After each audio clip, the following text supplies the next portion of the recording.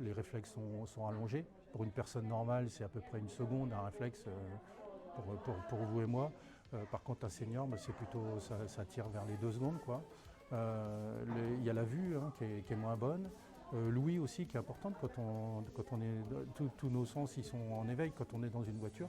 Donc si on entend moins bien, qu'on voit moins bien, on peut comprendre que c'est compliqué. Il y a un autre aspect aussi, c'est les médicaments.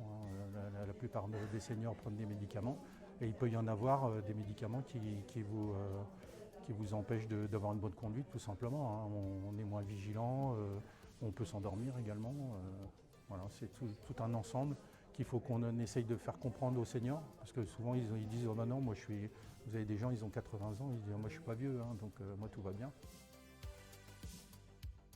Écoutez, j'ai 75 ans, je viens de me faire opérer de la cataracte, j'y vais encore mieux.